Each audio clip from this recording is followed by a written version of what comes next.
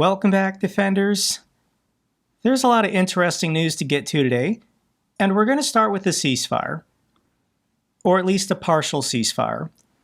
A partial ceasefire in Ukraine should have started yesterday, according to President Zelensky. Now, Ukraine offered Russia a total ceasefire 2 weeks ago, and for 2 weeks, the Russians have been refusing. The Russians have been refusing a total ceasefire because the Russians don't actually want peace. So what did Ukraine, Russia, and the United States agree to? And here's a thread with all the clips of President Zelensky speaking. They all have English subtitles. I'll link this down below. But I'm going to read this thread summary instead. Ukraine and the United States agreed, ceasefire at sea, no strikes on energy, and third-party monitoring. Separate statements were issued with Ukraine and Russia because Russia demanded sanctions relief and Ukraine refused them. What did we agree on with the Americans? First, a ceasefire at sea and guaranteed freedom of navigation. We're grateful to the United States for this outcome. Second, no strikes on energy sector. We submitted a separate list of strategic objects that Russia needs to stop bombing. Civilian infrastructure will be discussed separately. It won't be in the official statements, but we have a mutual understanding. Something tells me Russia is going to continue bombing schools and hospitals. Third, control and monitoring. We agreed to third parties being involved, the Europeans, the Turks, and Middle Eastern partners for monitoring the energy sector. Fourth, a U.S. proposal. All parties should work towards a lasting peace. Okay, those are just words. Thank you, America. Why two separate statements, one for Ukraine and one for Russia? It's because Russia raised something that wasn't on the agenda. Transport access for their agricultural industry sector. We refused to include that because it would weaken sanctions and Ukraine's overall position. The joint statement with the United States include a fifth point that they'll help us return children, POWs, and civilians. Russia will issue its own separate commitments on that topic. Our defense minister asked, when does this agreement take effect? And the U.S. believes implementation starts once their official statement has been issued. So for everyone who supports Ukraine, we know what's really happening here, but Ukraine has to play along. That is what Donald Trump is forcing them to do. So here is a statement put out by Andrei Sybiha. He's the Minister of Foreign Affairs for Ukraine. We are grateful to the United States for advancing this process and Saudi Arabia for hospitality and facilitation. Unfortunately, we can see already Russia attempting to manipulate and condition agreements on sanctions relief or anything else, but this is only reflected in Russia's own statements. Russia always lies, but now it will be especially visible for the entire world if Putin will continue to prolong the war. Ukraine has agreed to the U.S. proposal of a full 30-day ceasefire back on March 11th. Russia has rejected it. We do not trust Russian words, and nobody should. Everyone should focus on Russian actions, not their statements. The coming days will be critical in determining whether Russia is serious about peace or intends to deceive the United States and the world. Pressure is the only cure for Russian lies. Moscow must face appropriate consequences for any manipulation or breach of agreements. We continue to work with our partners to ensure this. Ukraine knows Russia is going to violate this, and when it happens, it's my job and your job to tell everyone in the world, to show the proof. Russia is not serious about peace. So this partial ceasefire, of course Putin wants a Black Sea ceasefire. His navy got absolutely wrecked. This is obvious. The Black Sea fleets, for the ships not at the bottom of the Black Sea, they don't operate in the Black Sea anymore. Ukrainian naval drones have destroyed or forced Russia's navy to entirely retreat. All of Russia's naval ships are either hiding in the Sea of Azov or back in the port of Novorossiysk. Russia abandoned their naval port in Sevastopol. So Putin loves this. Ukrainian grain ships get in and out, but they're already doing that anyways. And now Russia's Black Sea Fleet Navy gets to return. Okay, sure. As for the partial ceasefire on energy infrastructure, Russia has already destroyed 70% of Ukraine's energy industry, all of their thermal power plants. If Russia could find a way to bomb a nuclear power plant without spewing radiation everywhere, they already would have done it. And concerning the Black Sea ceasefire, this is a good point. This is a thought from Alexei Goncharenko. Zelensky said that the ceasefire will cover the Black Sea and energy infrastructure. Everything should be clear on this issue. The ports in Mykolaiv and Kherson must be included in the agreements. They must work. This is how the agreement on navigation safety in the Black Sea will be complete and fair. The Kherson port must receive security guarantees that will be monitored. The issue of Russian mines there will also be open for now. Only then can we really talk about agreements on infrastructure security and security in the Black Sea. That's a good question. Does this ceasefire in the Black Sea include the port infrastructure of Odessa, which Russia bombs all the time? But what about the port infrastructure of Mykolaiv and Kherson? These are critical ports for Ukraine to get their agricultural products out to the world. I am struggling to believe that Russia just agreed to stop attacking or bombing the ports and ships that might try and go in and out of Mykolaiv or Kherson. This ceasefire is going to fail. I already know it's going to fail. But it's still worth a shot. This is the public opinion in Ukraine. Most Ukrainians support the idea of a temporary ceasefire. 80% of Ukrainians say a temporary ceasefire is not a terrible idea. Now, I think a lot of these Ukrainians are hoping that a temporary ceasefire will mean the nightly drone attacks against apartment buildings will stop. But what President Zelensky just agreed to, it's not going to stop. The Russians every night are going to continue launching Shahed drones against schools and hospitals and apartment buildings. Russia's not entertaining the idea of stopping war crimes. Another poll I want to share with you: overwhelming majority of Ukrainians reject surrender, even if American aid ceases. 82% of Ukrainians stated they would continue resisting against Russian aggression, even if America completely abandoned them, while 79% also find Russia's demands for a ceasefire unacceptable. So the Russians are saying they would never agree to a ceasefire on the front lines until they get the administrative borders of these 4 oblasts. And here on the channel, if you watch my videos, you know my position on this insane demand from Russia. Because Russia is demanding the city of Zaporizhia, a city of 700,000 people. If Russia's saying we're not going to stop this war until we have the administrative border and city of Zaporizhia, how do you just surrender a city of 700,000 people? That is larger than my hometown of Milwaukee, Wisconsin. And if the Russians take the administrative border of Zaporizhia, they're now in artillery range of the city of Dnipro, a city with a population of 1 million Ukrainians.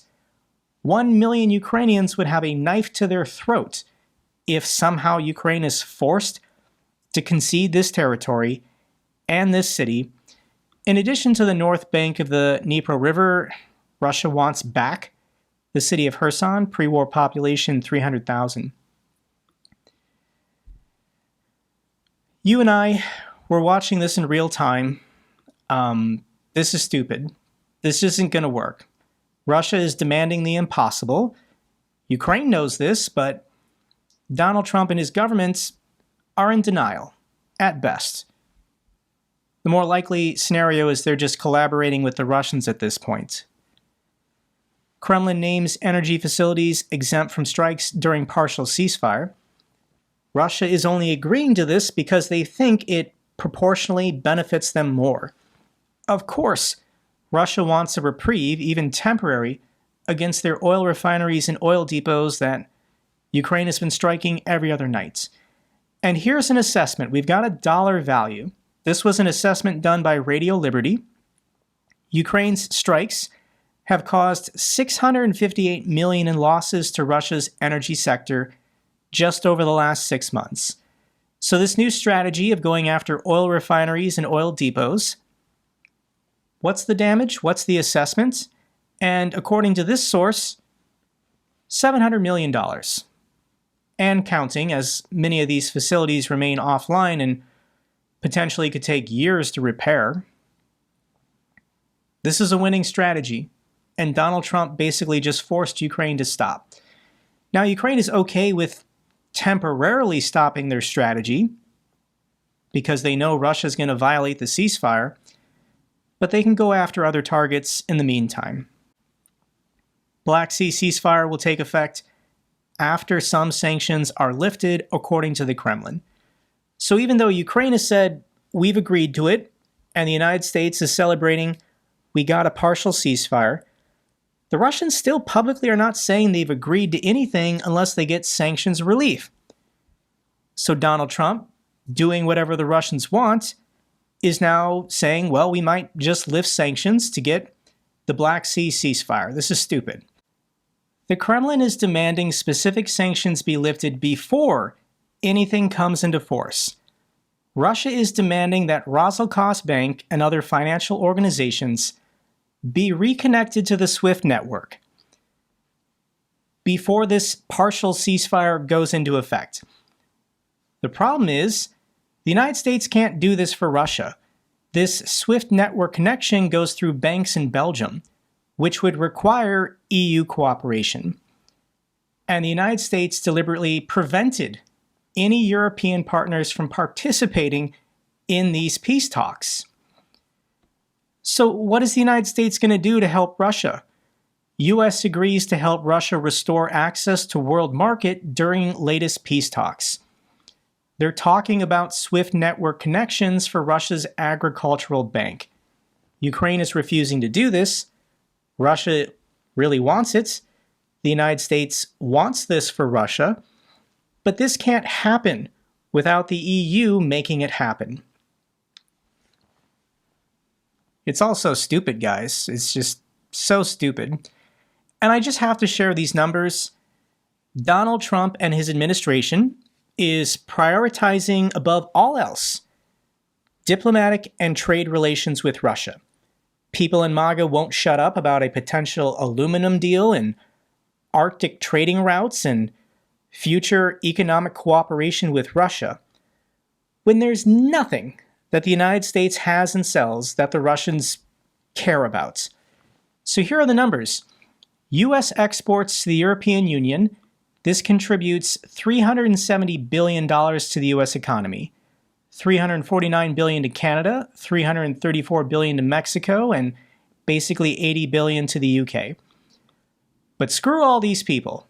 That is the official policy of MAGA. Tariffs, trade wars, we're going to be hostile toward you. And our number one economic priority, I don't know why, is the $500 million in trade we get from Russia. Maybe we can double that within a year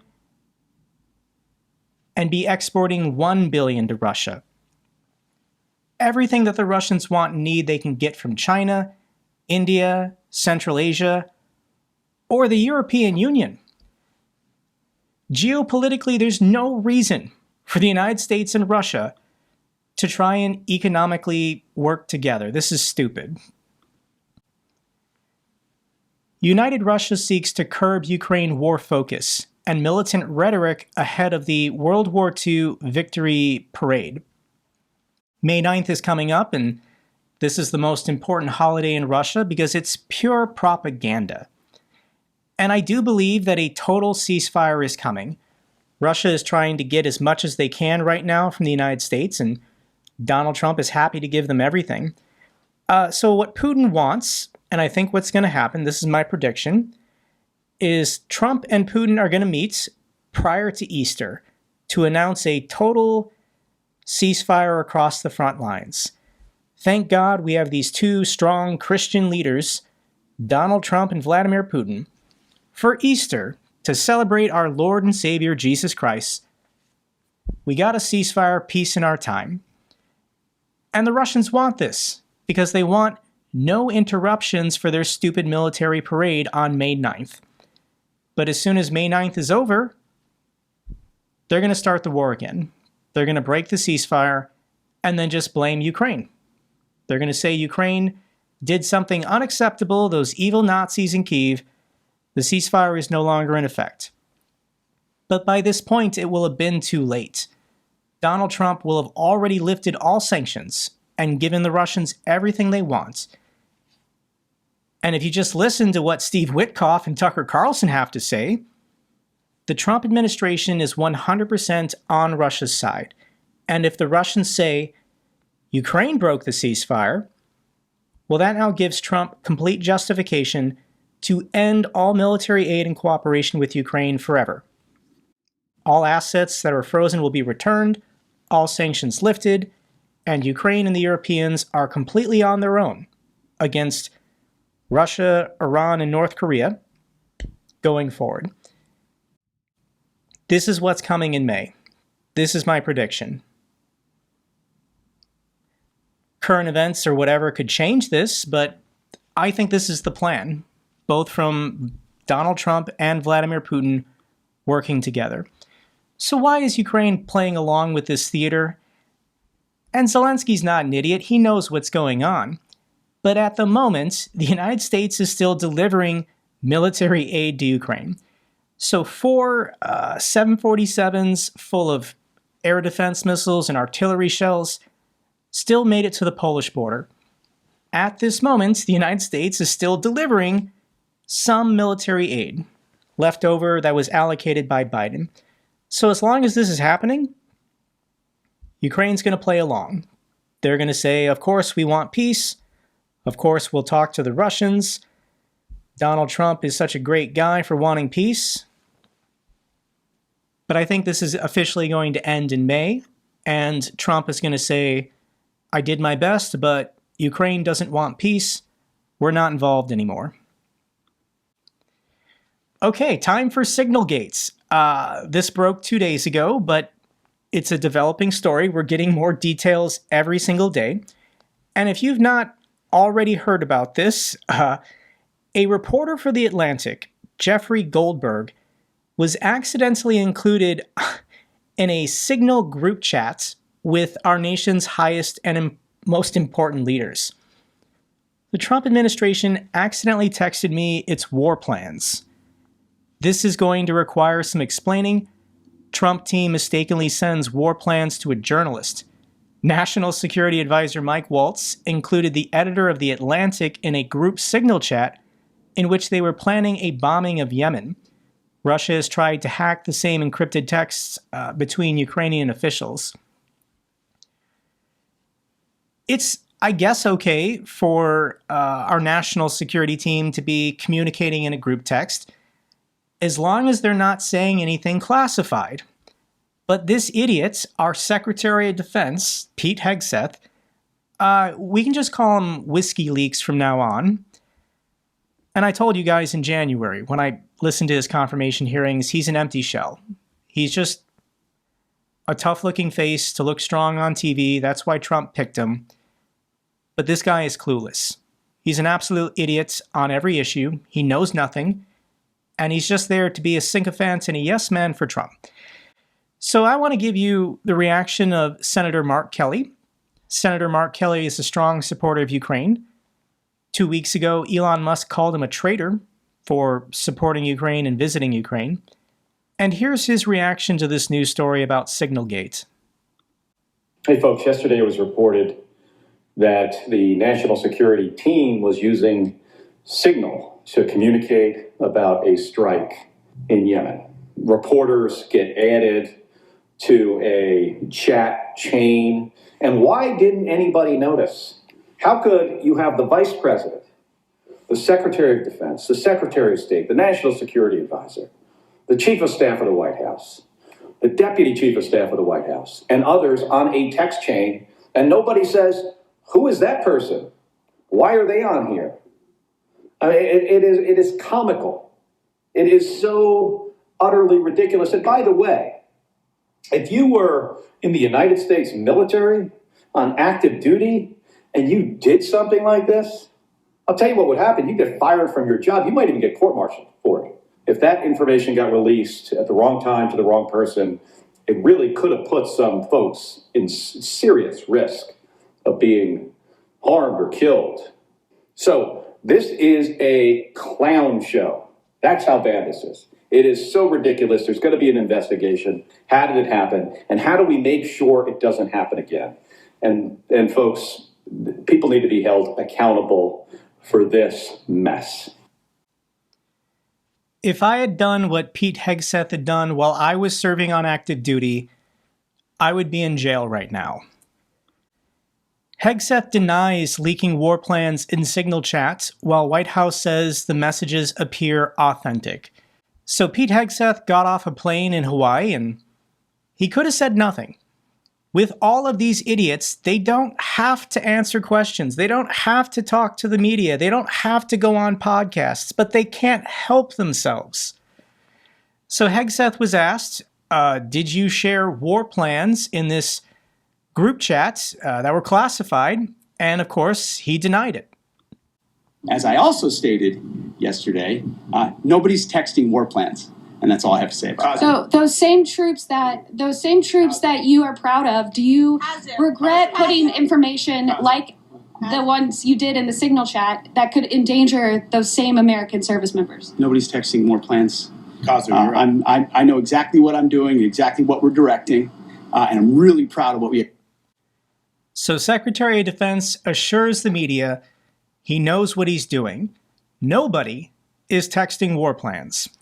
And initially, this reporter for The Atlantic didn't publish the plans because this is classified information. Even if it happened 2 weeks ago, you still shouldn't reveal this to the public. But because Pete Hegseth chose to lie, because he chose to deny this, because he chose to attack the reporter for The Atlantic then just released the classified information. Initially, he was trying not to, but to defend himself and his reporting, here is the classified tweets. Team updates from Pete Hegseth. Time now, 11:44 Eastern Standard. Weather is favorable, just confirmed with CENTCOM. We are a go for the mission launch, 12:15 Eastern. F-18's launch, first strike package. Trigger-based F-18 first strike window starts. Target the terrorist at his known location or should be on time. Also strike drones launching MQ-9 Reapers. More F-18s launch second strike package. This is stupid. This is what Piers Morgan has to say, and Piers Morgan is a Trump supporter. If you don't consider this to be classified info about imminent war plans, it may be that you're too partisan to recognize the truth when it slaps you around your tribal chops. If this had happened on Biden's watch, Republicans would have rightfully gone berserk. Here are thoughts from Democratic Congressman Pat Ryan. I served 2 combat tours in Iraq. I know how these operations are supposed to go. Top takeaways. Hegseth definitely exposed classified war plans. Hegseth must resign immediately. This is a cover-up at the highest levels of our government. This level of operational detail, timing, strike package, battle damage assessment, and more is 100% definitely unequivocally classified information. Sharing that on an unsecured network, even without a reporter being in the chat, is a crime and put the lives of service members at risk. How do you think the pilots of these F-18s feel, knowing that all of their operations were compromised by the Secretary of Defense? Hegseth is blatantly lying, or is somehow even more clueless and incompetent than we all thought. He must resign immediately and should lawyer up to stay out of jail. But it doesn't end there. Everyone, up to and including President Trump, needs to explain themselves. They lied to the American people and tried to cover it up, and didn't care that it put troops at risk and threatened our national security. This story is not going away. In fact, it's just getting started.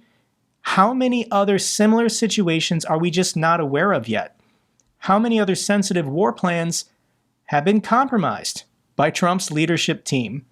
We will get to the bottom of this and we will hold them accountable. The Democrats can't really do that until they have a majority in something. Here is Goldberg going on Tim Miller's show, and it gets worse.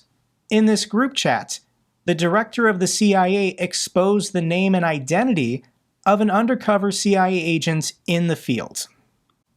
There's a covert CIA operative named on the thread, right? So I mean, yes, and I withheld her name from this. They named somebody who's an active CIA officer in this thread, which is on Signal, again, a commercial app in which I'm watching. And I withheld it. I didn't put it in the story because she's undercover. But I mean, the CIA director put it into the chat. This is going to get Americans killed. Donald Trump and his national security team is getting American service members and agents in the field killed. I want to share these thoughts. People in leadership positions who never own their own mistakes, constantly blame others for their failures, and refuse to take responsibility are no leaders, but power-hungry yet weak cowards. The consequences, however, will come for everyone involved, in one form or the other, but most of all for the people they govern. They are going to take the brunt since they allowed this to happen in plain sight. And if you complain that that is unfair, let me remind you one constant in all of human history. Every group of people has the government they deserve if they tolerate it, if they allow this to happen. The American people allowed a convicted felon to get back into the White House, and we have exactly the government we deserve right now, unfortunately. Here are thoughts from Gary Kasparov, a man who watched his country fall to autocracy as Putin rose to power and has held on to Russia for 26 years. How far down is the Trump administration in the autocracy fuck-up checklist? Deny, lie, attack the source, attack the media, say it was someone else, say it was no big deal, say it was a brilliant maneuver, boast about it, then create a new scandal.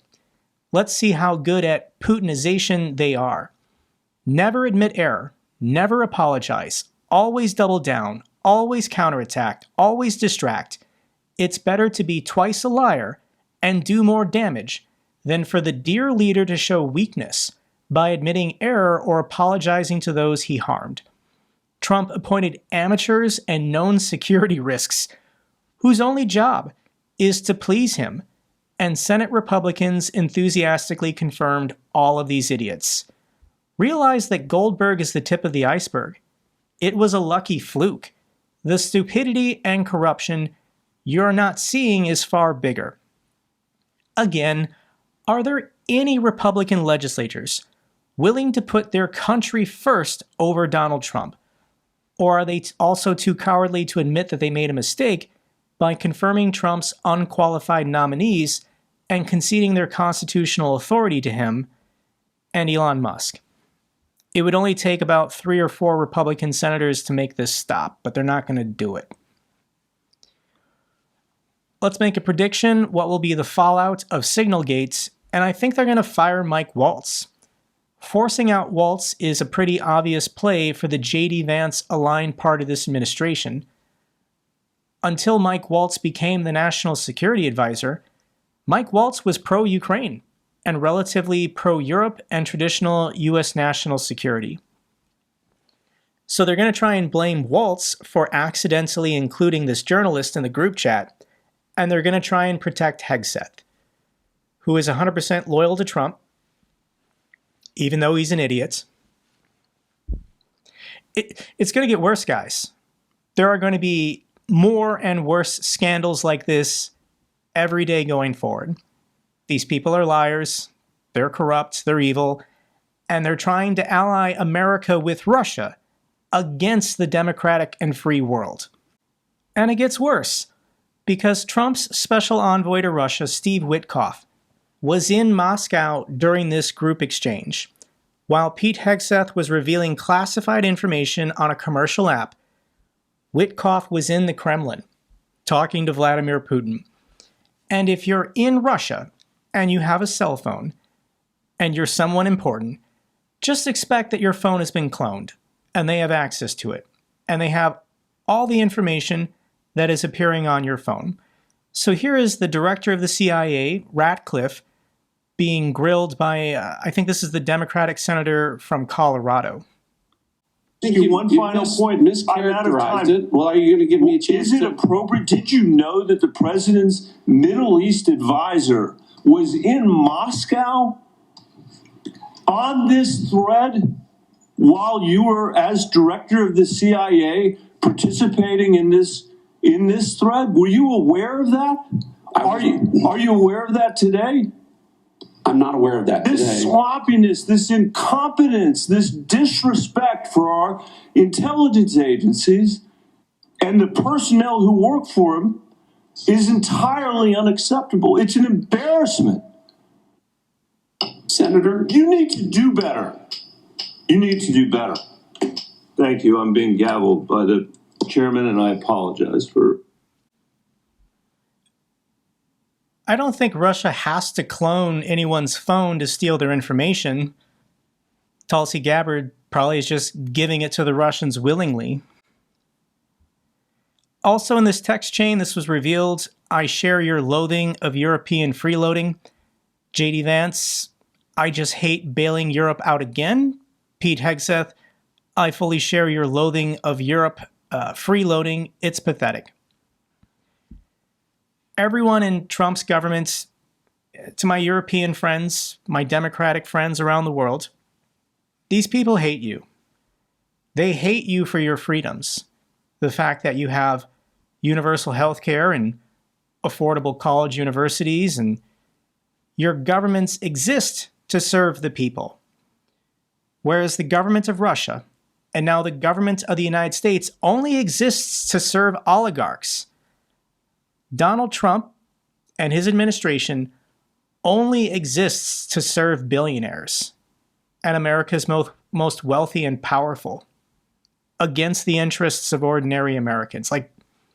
This is the reality we now live in. People need to wake up. So is there good news? Do I have any good news for you about American politics? And the Democrats did win a House special election seat for the state of Pennsylvania. This is their state legislature, and they now control the state house in the state of Pennsylvania. This seems small and insignificant, but this was a plus 15 district for Donald Trump just in November.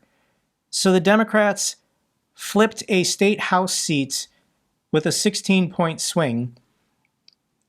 And really, the reassuring thing about this is we're still having free and fair elections in the United States. It's not rigged yet. Otherwise, the Republicans would have rigged this. So we need as many state houses, state senates, and state judges to be controlled by Democrats going into the 2026 election to stop Elon Musk from rigging the midterm elections here in America. And Elon Musk, that's his job. He's doing everything he can.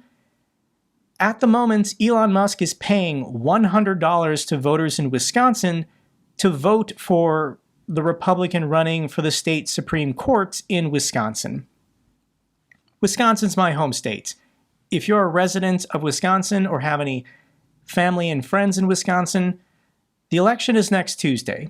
And once again, it's important to control as many of these state courts and state legislatures prior to 2026. And this is so alarming.